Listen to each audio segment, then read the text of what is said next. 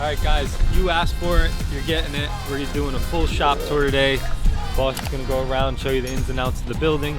Listen, when you're watching this video, I want you guys to take a video, post it on social media and tag us. We'll follow you back. Another thing, the holiday collection is now live. We'll have some flannels left. They're almost sold out. We got new long sleeve sweatshirts, blankets, anything you need, we have it. So this is gonna be like MTV Cribs, APS edition. And here we go.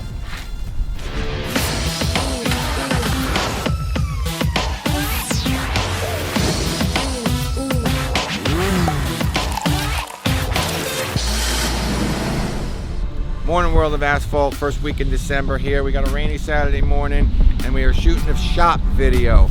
Maddie told me that everyone wants to see the shop.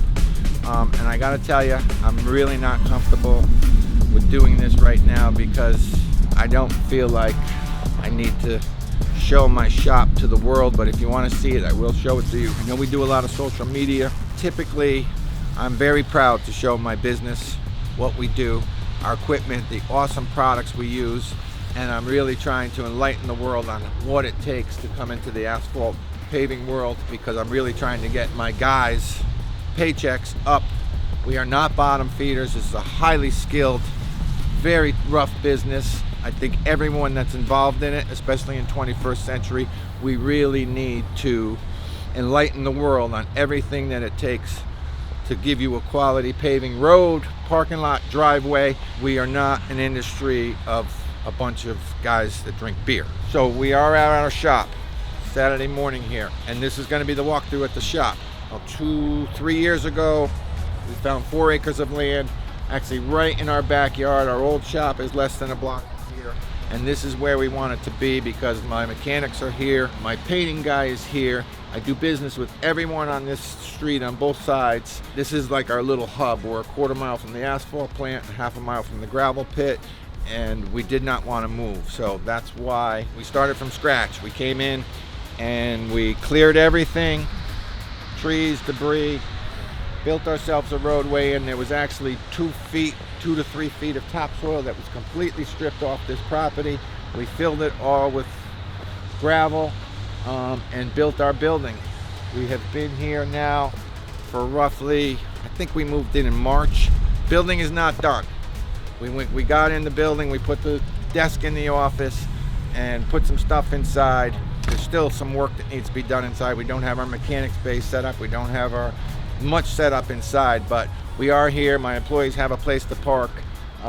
And we do have a place to put the equipment in. We are in warm and dry. This winter we plan on doing the final touches because there is some work to be done. So I'm going to bring you inside. We built roughly 10,000 square feet on 4 acres here. We have roughly a 2-acre parking lot, which is great for us. It's Saturday morning. Dale must have heard you were coming. He wanted to get his pretty face. He wanted to get his pretty face in. Once we have a show, we have to have a star, right? Yeah. You're the co-star, fella. Don't get lippy. Okay? No, I'll be extra. Don't start. You're a co-star.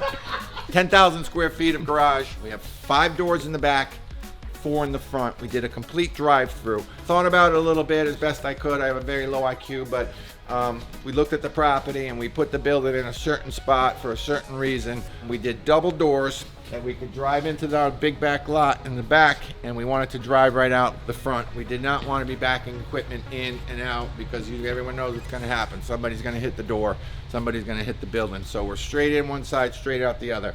This building is actually facing dead east and dead west, and that's why we put the glass doors on. We get free sunlight, free heat. In the morning we're full sun in the back. In the afternoon, we are full sun in the front. We could work on either side if we're outside. If you want to be in the sun, you can go to the back in the morning. If you want to be out of the sun, we switch. So how we position the building and what we did with the bays and the doors was all for a reason. And do you want to see the office or it doesn't matter? Okay, I'll show you the office. We do have a 1,200 square foot office in here. Again, we are not done here, but we started. We got our little meeting area here. We have our, what do we call this room? So you walk in the door, We did a window because this is where the girls are. Door's got a lock on it, so salespeople, anyone coming in, we do want to do something a little better in here. But again, we haven't even hung the pictures yet. They're still on the ground because we got asphalt to lay. IT closet, bathroom, boss lady's office. Very small. We don't need 1 million square feet, but it is warm and dry, which is huge.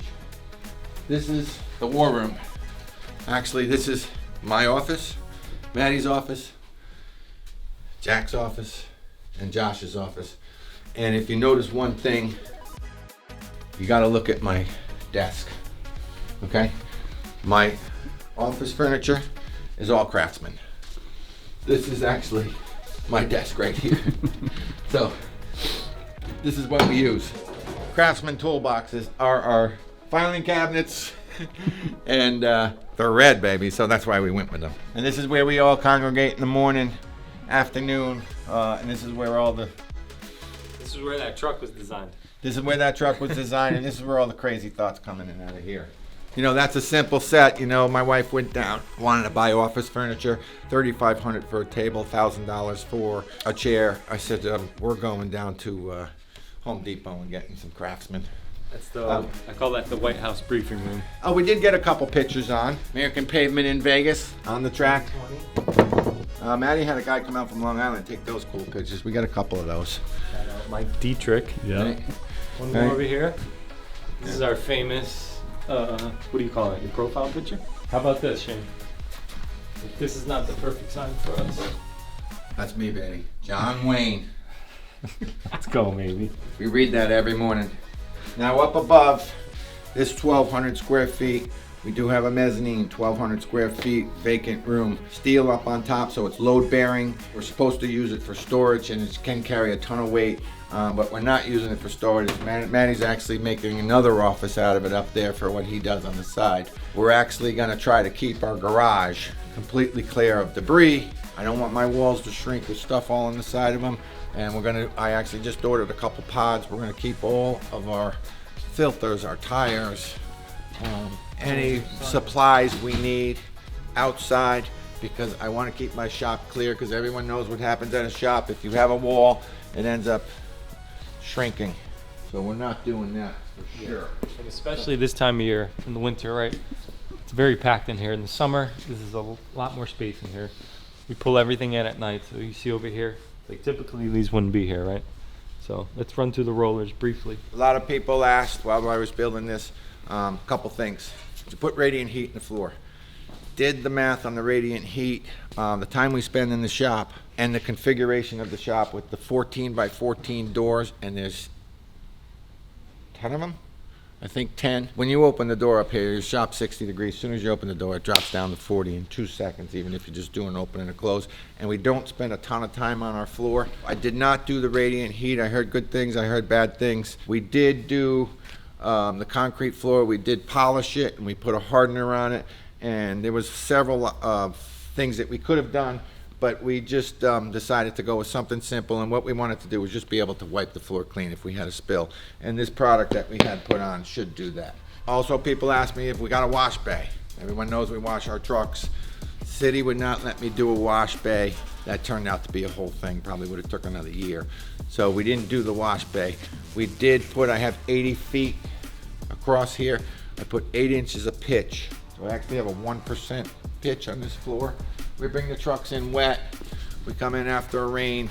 The rollers leak a little bit, or if you wash your truck outside, you could pull it in and you can see the water does run right out the door. So we do have pitch on the floor, and we wash the truck outside, we pull it in. If it drips, it leaks right out the door. This here is being used for storage right now because of the time of the year, but this half a bay, because of the office, is going to be where we did a couple benches in the back. We have some our mechanic tools set up over here, and if we need to work on something, this is going to be my bay. And everything over here, basically 90% to keep us warm and dry. This time of the year, we don't like leaving our stuff outside. Nothing worse than jump on the roller, the paver, the skid steer, I don't care what machine it is, have ice on the seat in the morning. It sucks. So at this time of the year, we try to get as much of our equipment inside as possible. Our rollers with the water systems, Our pavers, we want warm and dry out of the weather. Our milling machines inside. Anything with a water system and a computer, we try to get inside at night. Our broom has water on it. Our tack coat truck, which you don't want to keep outside this time of the year, which we did for years, but luxury now. We just put a little piece of cardboard on the floor, but when we go to use our tack in the morning, it's warm. We have right in here, we have a couple mills, our broom, and again, everything here has water systems and a computer. And the other two pieces, paver skids, those are going out Monday morning. We want them warm and dry. Saves us time, and it makes my guys happy. They get a warm machine in the morning. We did go extremely high. I think we are 28 feet to the ceiling. A couple reasons. My builder actually talked me into it. Height is cheap. We could actually raise the truck body right up in the air. I was originally only going to go 20, but he said height is cheap, and if you ever sell the building and you want to do another floor, it's all ready to go. So for a few bucks more, we went a little higher, and I'm glad we did because it just makes it feel much bigger. A lot of free game. A lot of free game here. Okay, so we did put our compressor over here away from the office, which is we haven't done it yet, but we're gonna pipe it over to the other side. And we built a compressor room because we wanted it quiet. And we did do benches along here also. And actually when we built it, they had about 8 feet in between the doors. That was one change we made when we bought the building. We shrunk the space in between the doors. So we had more drivability and less wall space, because if you had an 8-foot opening here, every time you brought a vehicle in, you'd have to move it over. So we ended up dropping extra doors in and shrinking this down, which gave me more room over here. And we actually took this entire wall and we did, it's a mess right now, but we did benches all the way down, and actually 2 of them are roll-away benches. So when we're working on the equipment, we're going to take our bench with our tools and just roll it right out. So typically this time of the year, I have at least 6 machines in here and 9 trucks at night, which is great for us. Got our DEF inside, tank inside, awesome. Want to take a quick view of the back lot? Let's do it. Okay, so out of the 4 acres that we built on here, they allowed us about 3 that are buildable. The front and the building take up about 1 acre, and we have 2 acres paved in the back, which allows us plenty of parking, trucks on the side, employees over on the side, trailers over in the back, equipment all lined up in the back. And as you can see, still leaves me plenty of room to come in here and take my tractor trailer and do a 360 turnaround, and we're wide open here. So when we built the building, the first thing the builder said to me, "You want a red building?" I said, "Yeah, we want it red." There were some things we saved on and some things we went a little further on. I felt it very important that we built a place that complemented our company. We didn't want it in the woods. We didn't want to have a gate in the front. We wanted it to be open to the public. We wanted it clean, especially in the front.